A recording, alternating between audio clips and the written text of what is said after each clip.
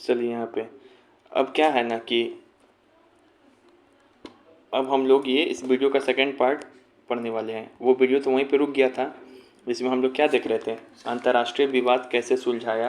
कौन कौन सुलझा रहा है? राष्ट्र संघ या लीग ऑफ नेशन। तो उसकी भूमिका क्या है, तो हम लोग ये देखेंगे। तो हम बताए थे ऑकलैंड नाम का एक जो द्वीप था, आइसलैंड था, वो स्वीडन और फिनलैंड के बीच का विवाद का कारण था। ऐसे क्या दिख रहा है? उसको सुलझा दिया। ऐसे क्या दिख रहा है? मतलब तू ऐसे क्या देख रहा है हमको? फिर जर्मनी और पोलैंड के बीच में एक साइलेसिया विवाद था, उसको भी क्या किया? सुलझा दिया। फिर तुमको विल्ना नाम का एक शहर था, वो पोलैंड और लिथुआनिया के बीच का विवाद था, उसको भी क्या किया? सुलझा दिया। तुमको ये भी याद रखना है आगे चल के कि इस जो विवाद है किसके किसके बीच में था।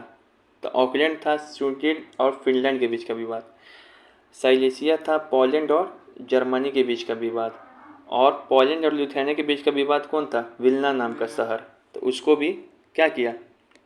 विवाद को सुलझा दिया। तो युद्ध नहीं हो पाया।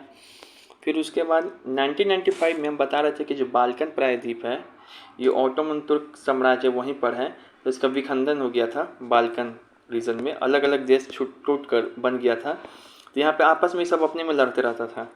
इसमें क्या हुआ ना कि इसमें यूनान इसमें ताकतवर राष्ट्र था, तो यूनान पे दबाव बनाया और बाल्कन क्षेत्र में युद्ध विस्तार को रोका। बोल रहे थे कि इसमें युद्ध चल रहा था, तो यूनान के ऊपर है ना सही ये लीग ऑफ नेशन या राष्ट्र संघ दबाव बनाया गया, झगड़ा मत करो। फिर आपस में इसमें झगड़ा कम होने लगा इस रीजन में। फिर उसके बाद है पेरू।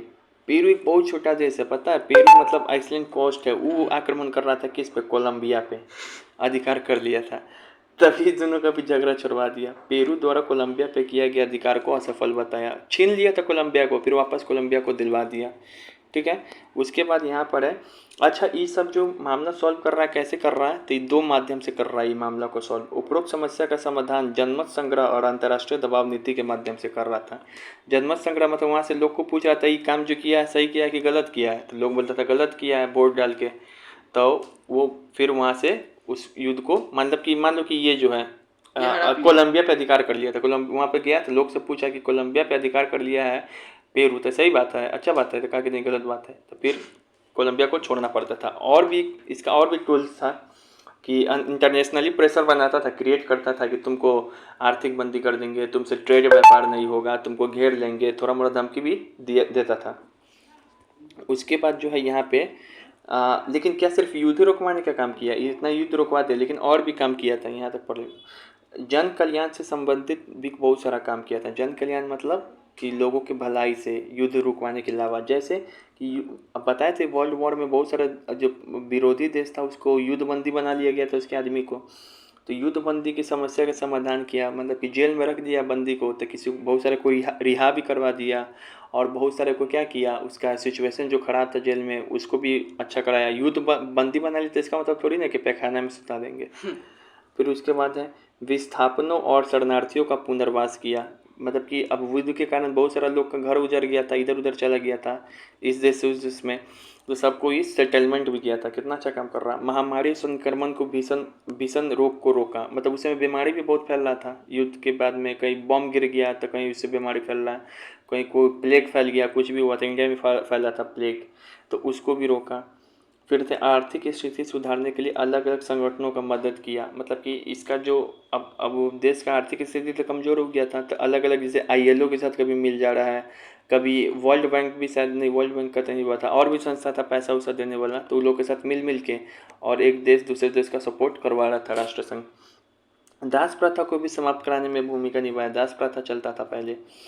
फिर से स्त्री का जो क्रय विक्रय होता था, मतलब महिला को खरीद फरोख्त, उसको भी रोक लगवा दिया। अफीम को अनुचित प्रयोग पर रोक लगा दिया। अफीम भी खूब बिक्री होता था। नशा का पदार्थ। अफीम जो है ना, इंग्लैंड है ना, चाइना को इतना खिलाया कि उसका आंखें बंद कर दिया। चाइनीज लोग का अफीम खिला के लेकिन नशा में रखता था उन लोग को, तो उसका प्रयोग पर भी रोक लगा दिया था। वही ना जो जब ये बताएंगे ओपियम व्यापार क्लास 10 में है। नहीं मतलब ये जो ये लोग होता है चाय में मिला के दे देता है मजदूर लोग को। अफीम गांजा ये सब टाइप का होता है। फिर से ILO का स्थापना के माध्यम से मजदूर की स्थिति में भी सुधारने का प्रयास किया।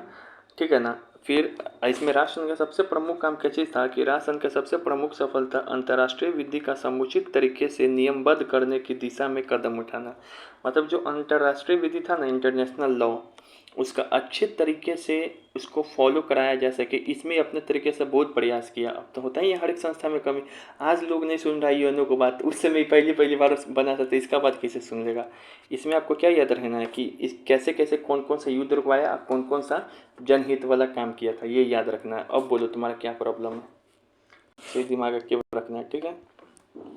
बस याद रखना है कि बाल्कन क्षेत्र में युद्ध को यूनान पर दबाव डाल के रुकवा दिया था। स्टेटमेंट के रूप में कुछ भी पूछ सकता है, ठीक है ना। अब यहाँ पे राष्ट्रसंघ की असफलता, लेकिन ये असफल कैसे हुआ, कौन कौन सा काम असफलता किया था। सफलता तो देख लिए, बताए थे ना, फिर असफलता देखेंगे, फिर असफल क्यों हो गया उसका कारण देखेंगे। तब असफल कौन कौन सा काम ऐसा है जो ये रोक नहीं पाया था। तो पता है 1931 की बात है, 1931 की बात, 1931 की बात। इस समय ना देखो जापान कितना तेजी है, छोटा सा देश है, इतनी सौ का तो देश ही होगा, चाइना है इतना बड़ा देश है, इसका पार्ट है यहाँ पे मंचूरिया, ये पूरा जापान इस पर कब्जा कर लिया था और राष्ट्रसंघ देखते रह गया, कुछ बोल नहीं पाया। तो इसका सफलता है। तो यही लिखा हुआ है 1931 में मंचूरिया संकट, जिसमें जापान अपना शिकार किसको बना लिया, चीन के मंचूरिया के। तो समझ रहे, इतना छोटा देश, पूरा ही मंचूरिया बहुत बड़ा पार्ट है चाइना का, इसके ऊपर कब्जा कर दिया था 1931 में।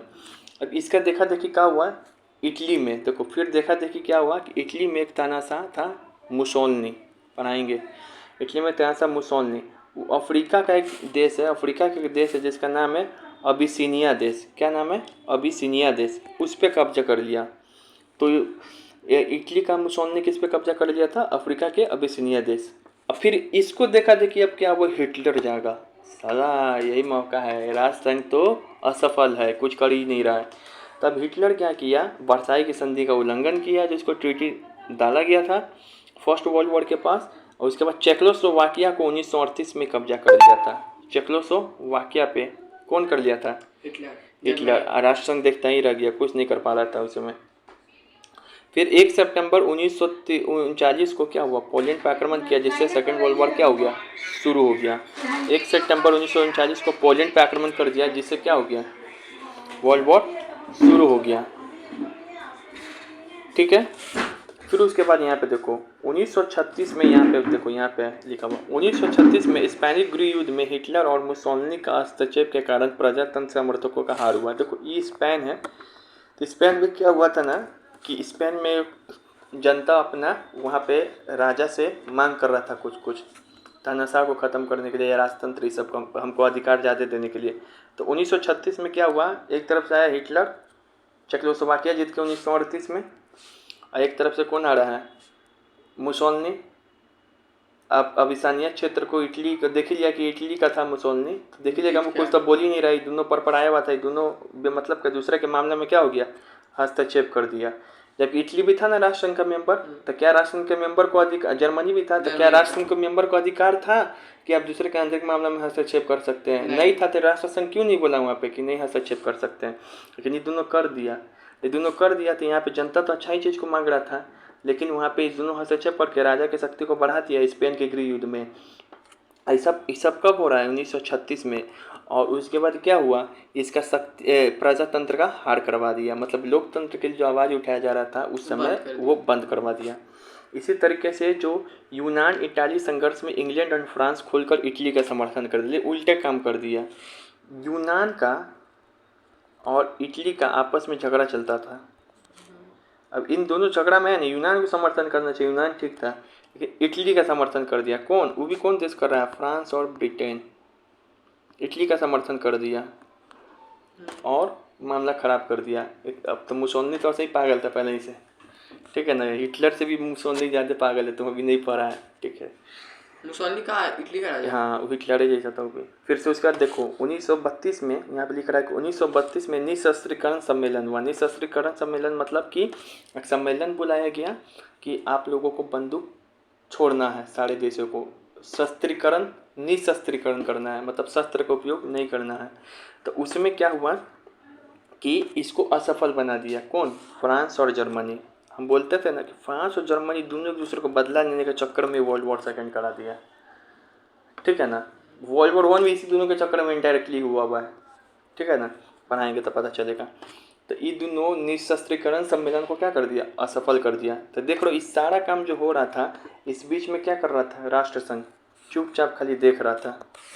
क्यों, तो अब हम आगे देखेंगे क्यों चुपचाप देख रहा था। इसी का सदस्य हो कि क्यों जब कसम खाए थे आपस में बैठे थे कि युद्ध नहीं होना चाहिए, तो क्यों आपस में ऐसा क्या होने लगा कि चुपचाप देखने लगा। लास्ट पार्ट है बस। तो यहाँ देखो पहला कारण है अब राष्ट्र संघ की असफलता का क्या कारण है, तो हम यही देख रहे हैं कि 21 साल बाद ही 1 सितंबर 1939 को दूसरा सेकेंड वॉर फिर से शुरू हो गया, दूसरा विश्व युद्ध। आखिर क्यों, तो यहाँ देखो राष्ट्र संघ की असफलता का क्या कारण है। तो राष्ट्र संघ जो है आराम से क्या क्या हंस रहे हो, कुछ खामे नहीं हुआ इसका 21 साल बाद, तो फिर विश्व हाँ। युद्ध हो गया।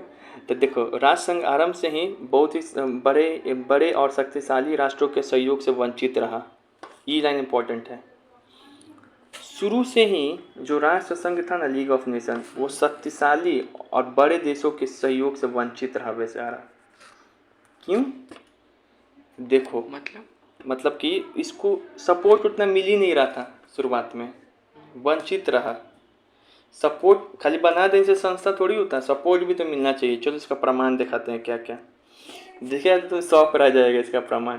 आपस में तो मिल के बना लिया ये सब, लीग ऑफ नेशन, युद्ध रोकेंगे देश, फिर भी तुम उतना काम कर लिया ना, वो पीछे अच्छा काम, वो बहुत काम किया। अब इसका सफलता देखोगे तो क्या इसमें कमजोरी था।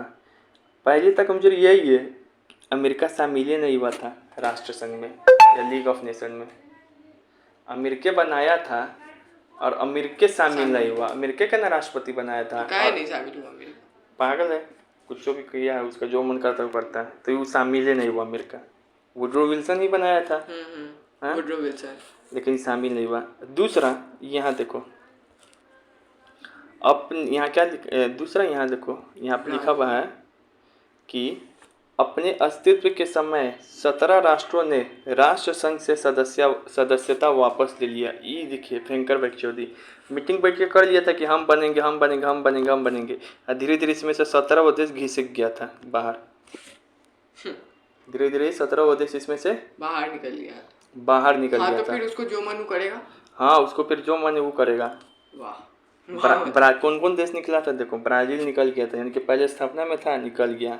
जापान तो निकल ही जाएगा, वो भी निकल गया। जर्मनी हिटलर था, वो भी निकल ही गया। चेकोस्लोवाकिया पे आक्रमण कर दिया था 1938 में। इटली इतना सही तबाही मचा रहा था, तो मौज मार रहा था। ये क्या किया था, ये कैसे दक्षिण अफ्रीका का असीबिनिया क्षेत्र था उस पर कब्जा कर लिया था, और स्पेन गृह युद्ध में 1936 में जो हुआ था उसमें हस्तक्षेप करके प्रजातंत्र का आवाज को बैठा दिया था।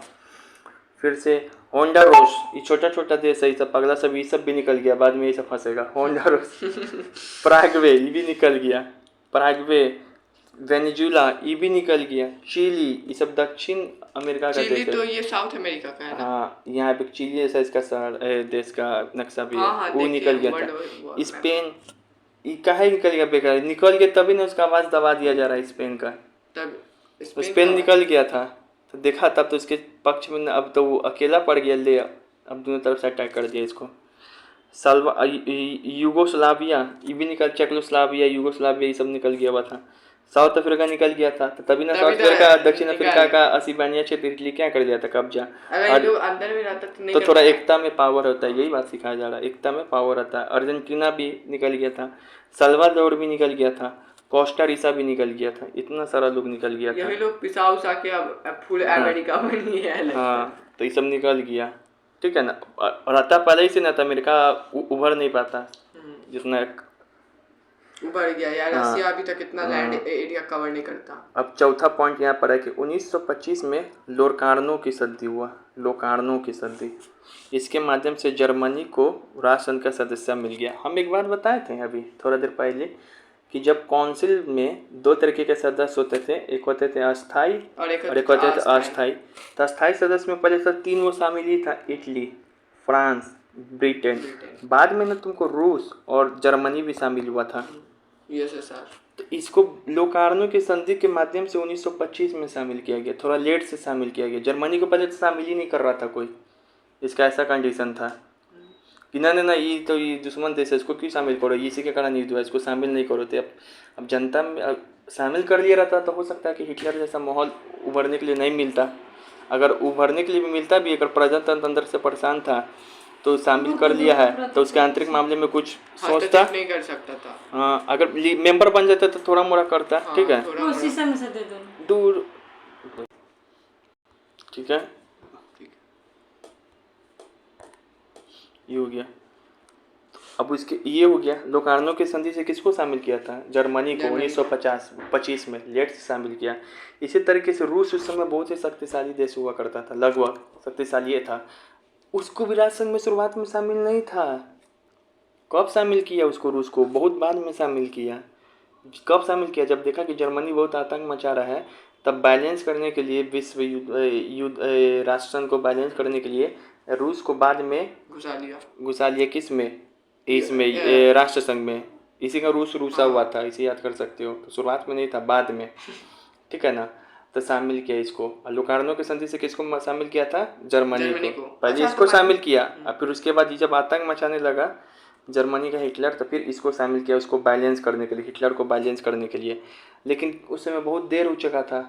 अब क्या करेगा? अब तो हिटलर तो सबका दिमाग फेर दिया था, तब शामिल होकर क्या कर देगा? तो गलती है, यह असफलता का कारण है। पावरफुल हो गया था और बहुत। यूएसएसआर का, हाँ, दिखाएंगे ना, वर्ल्ड वॉर में समझ में आएगा। ठीक है, अब देखो, अब इस परिस्थिति में तो तुम्हारे पास क्या हुआ? अब ये देख रहे हैं कि रूस को बाद में शामिल किया, शुरुआत में था ही नहीं। इटली तबाही मचा रहा है, तुमको जर्मनी जो है उसको भी 1925 में शामिल किया था, हिटलर साहब का दिमाग घुमा दिया था। तो तुमको मोटा मोटी दुइये वो देश अभी दिखाई पड़ रहा है, लीग ऑफ नेशन या अंतर्राष्ट्रीय, ये सॉरी राष्ट्रीय संघ, नहीं, राष्ट्रीय संघ में दो ही देश बचा हुआ दिखाई पड़ रहा है, एक फ्रांस और एक ब्रिटेन। और कोई है तीसरा देश शक्तिशाली में? इन दोनों के ऊपर ही राष्ट्र संघ की सफलता का कमान मतलब कि संभाला गया। लेकिन क्या दोनों संभाल पाए? नहीं, ये दोनों भी ऐसे ही चोट्टा निकला। इटली को समर्थन दे दिया था ना, इटली को। अब ये फ्रांस से ब्रिटेन को क्या है? ये दोनों सबसे ज़्यादा लालची था, ये सबसे दोनों बेहुदा यही दोनों है।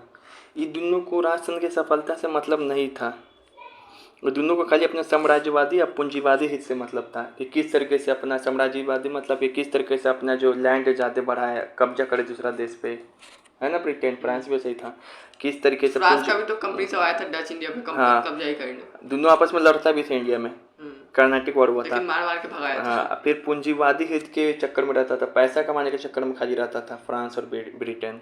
ठीक है ना, ये तो कैपिटलिस्ट, ये दोनों कैपिटलिस्ट जैसा, ये क्या है? समाजवादी देश है। इसको पैसा से उतना मतलब नहीं है, इसको समाज से मतलब है।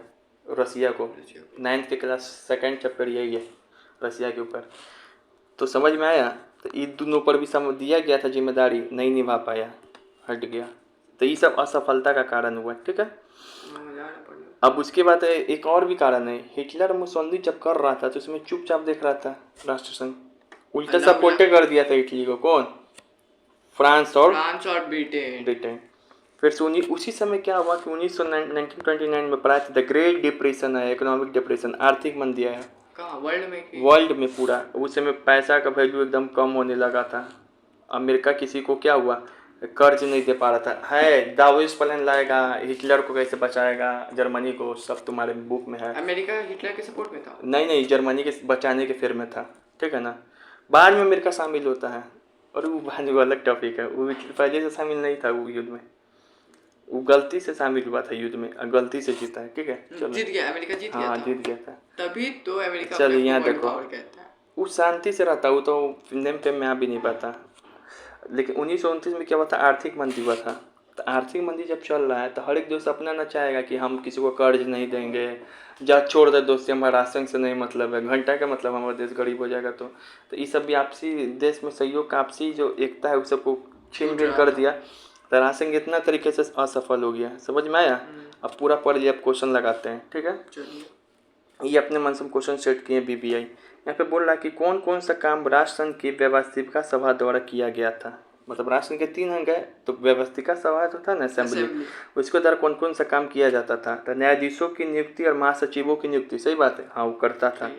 विधान की समीक्षा, संशोधन करना, लेकिन व्याख्या नहीं, सही बात है। व्याख्या भी करता था? नहीं, व्याख्या नहीं करता। कई बड़ी पॉइंट बताया, व्याख्या कौन करता है? न्यायालय करता है, ये अंतर्राष्ट्रीय न्यायालय का काम था। ये बात सही लिखा हुआ, व्याख्या भी करता बोल देता तो गलत। वो कोई भी कानून आता था उसका समीक्षा करता, संशोधन कर देगा, उसका व्याख्या नहीं करता था। तीसरा, राष्ट्र संघ की सदस्यता प्रदान करता, सदस्य देशों को दो व तीन आपस में बैठक करके सदस्यता प्रदान नहीं, वो करता। तो काउंसिल करता था। नहीं, यही करता था, अच्छा, यही करता था। चौथा, जर्मनी का सार और डांजिंग क्षेत्र का प्रशासन करना। नहीं नहीं, यही काम सिर्फ काउंसिल का यही मेन काम था कि जर्मनी का सार और डांजिंग क्षेत्र का प्रशासन करना था। ये गलत है। ये किसका काम था? काउंसिल का। पांचवा, राष्ट्र संघ के सदस्य राष्ट्रों के सभी संधियों का पंजीकरण और मसविदा तैयार करना। ये भी गलत है। संधि का पंजीकरण, रजिस्ट्रेशन और मसौदा कौन तैयार करता था? थर्ड वाला, जिसका नाम क्या चीज था? न्यायालय, सचिवालय, सेक्रेटेरिएट ये काम करता था। ये भी गलत है। ये इसका ट्रिक था कि ये अरे क्या चीज था? सच्ची जान को देख, सच्ची जान को पारा चढ़ा, पंजीकरण की। यही थी ना, पंजीकरण कौन करता था? सचिवालय। डार्जिलिंग क्षेत्र का प्रशासन कौन करता था? जर्मनी के सारा डार्जिलिंग क्षेत्र का प्रशासन काउंसिल। बाकी ये तीनों काम कौन करता था? ये करता था असेंबली। पूरा हो गया, सब याद हो जाएगा। अब यहाँ पे आओ। अब यहाँ पे पूछा गया, अपने अस्तित्व के दौरान 17 राष्ट्रों ने राष्ट्र संघ की सदस्यता वापस ले ली थी ना स्थापना के बाद। कौन कौन इसमें था? बोले कौन राष्ट्र संघ से अलग नहीं हुआ, ये पूछ रहा है। कौन नहीं लिया था? फ्रांस और ब्रिटेन। देखो यहाँ से ऑप्शन तो पढ़ो, वो है ऑप्शन दिया हुआ। ब्राजील हो गया था, ब्राजील ले लिया था, स्पेन ले लिया था, स्पेन में गृह युद्ध हो गया था, चंगुल में फंस गया। होंडुरास ले लिया था, छोटा छोटा देश, याद है ना? पैराग्वे, चिली, होंडुरास, और कौन था? वेनेजुला था, कोस्टा रिका था, और अर्जेंटीना था, और स्पेन था, इटली था, जर्मनी था, जापान था, यही सब था। लेकिन इंडिया नहीं लिया था। इंडिया बाद में शामिल हुआ था उसमें, लेकिन हाँ, इंडिया बाद में लिया भी नहीं। ठीक है, तो ये होगा आंसर। इंडिया उतना डेट नहीं है इम्पोर्टेंट, ठीक है ना? यूएनओ में कब शामिल होगा वो इम्पोर्टेंट डेट है, ठीक है। फिर से, अंतर्राष्ट्रीय श्रम संगठन की स्थापना कब हुई थी बताओ? 1920 में? नहीं, 1920 में हुआ था। किसको? राष्ट्र संघ की, लीग ऑफ नेशन की। उससे एक साल पहले ही हो गया था 1919 में। तुमने कुछ बोला था ऐसे में। भारत में जलियांवाला बाग कांड हो रहा था तो उसमें अंतर्राष्ट्रीय श्रम संगठन, जैसे भारत में असहयोग आंदोलन होगा उस समय राष्ट्र संघ की स्थापना। राष्ट्र संघ के चार्टर सदस्य कितने थे? चार्टर सदस्य का मतलब होता है कि जिस समय स्थापना वो उस समय कितना देश उसमें शामिल हुआ था? 54 नहीं, 42। कहाँ बताएं कभी? अभी बता रहे क्वेश्चन के थ्रू। 42-10। इसको याद करने का ट्रिक है। सब देश कैसा था? 420 था। सब शामिल होकर भाग रहा था कि नहीं हो रहा था? तो ऐसे ही ट्रिक है, 420 था सब, तो 42 स्थापना के समय, ठीक है। यूएनओ के पूर्व शांति संगठन कौन था? यूएनओ तो बाद में ना आएगा, सेकेंड वर्ल्ड वॉर के बाद ना। पहले क्या होगा देखो, पहले होगा फर्स्ट वर्ल्ड वॉर, तो बनेगा लीग ऑफ नेशन, जिसको बोलते हैं राष्ट्र संघ। फिर होगा सेकेंड वर्ल्ड वॉर, तो फिर बनेगा यूएनओ। तो यूएनओ के पहले कौन था? राष्ट्र संघ। क्या होगा? ऑप्शन 1। राष्ट्र संघ का वास्तुकार कौन था? मतलब मेन आदमी कौन था इसको स्थापना करने में? वुडरो विल्सन, अमेरिका का प्रेसिडेंट। यही शामिल नहीं हुआ था, ये 14 सूत्री प्रस्ताव रखा था, ठीक है ना। फिर से यहाँ पे देखो, इसमें हम जो है तुमको बताए थे क्वेश्चन। यहाँ देखो, क्या अमेरिका राष्ट्र संघ में शामिल सदस्य देश था? राष्ट्र नहीं शामिल हुआ था। स्थापना ये करो लेकिन शामिल नहीं हुआ था। राष्ट्र संघ के परिषद में स्थायी सदस्य कौन कौन था ये बताओ? परिषद यानी कि काउंसिल में स्थायी सदस्य कौन कौन था? फ्रांस था, जर्मनी था, ब्रिटेन था। ट्रिक सीख लो। फीजर क्या है? फीजर। एफ मतलब फ्रांस था, आई मतलब इटली, जे मतलब जापान, जे मतलब जर्मनी, ई मतलब इंग्लैंड, आर मतलब रशिया, अमेरिका नहीं, ठीक है। तो फीजर यही ना था अस्थायी सदस्य। और उसमें भी तुमको रशिया और जर्मनी क्या हुआ था? बाद में शामिल हुआ था। और जर्मनी कौन सा संधि के माध्यम से शामिल हुआ था राष्ट्र संघ में? लुरकानो के संधि। लुरकानो के संधि में इसको शामिल हुआ कब? 1925 में, ठीक है ना। आपको उसके बाद लुरकानो के संधि में भी लुरुक गया राष्ट्र संघ में, ये भी लुरुक गया राष्ट्र संघ में, तो इसको मिला मनी जर्मनी। परिषद में अस्थायी सदस्यों की संख्या कितनी थी? तो 9 वो छोटा देश शामिल हुआ था अस्थायी सदस्यों में परिषद में। फिर यहाँ पे देखो, राष्ट्र संघ का स्थापना कब हुआ था? तो 1920 में, 10 जून 1920 में, असहयोग आंदोलन के समय से याद कर सकते हो रिलेट करके। पेरिस शांति समझौता कब हुआ था? इसी की शांति समझौता के बाद ना वुड्रो विल्सन 14 सूत्री प्रस्ताव पेश करता 1919 है में हुआ था। 1919 में जलियांवाला बाग के समय। इसी समय आईएलओ का भी स्थापना हुआ था। फिर से यहाँ देखो, निम्नलिखित में से कौन सा राष्ट्र के भीतर एक संगठन नहीं है? ऐसे ही ऊपर से याद कर लो। मतलब बोला राष्ट्र का बहुत सारा पार्ट था, उसमें से कौन नहीं है? तो ये परमानेंट ओपियम बोर्ड नहीं था। ओपियम को रोक लगवाया था अफीम को, लेकिन बोर्ड जैसा कोई बनाया नहीं था। ऐसे चलते पड़ते में लगा दिया होगा। तो ये बात शरणार्थियों के रियल था कि आँख उस वक्त छोटा हाँ छोटा हाँ कर दिया कर दिया था रियल उसी का। इस शरणार्थियों के लिए आयोग बनाया था, अंतर्राष्ट्रीय सैन्य बोर्ड बनाया था, दास्ता को खत्म करने के लिए आयोग बनाया था, आईएलओ भी बनाया था, लेकिन ओपियम बोर्ड नहीं था। हो गया इतना ही क्वेश्चन है। यूएसएसआर का विघटन कैसे हुआ, ये सब पढ़ाएंगे उसमें।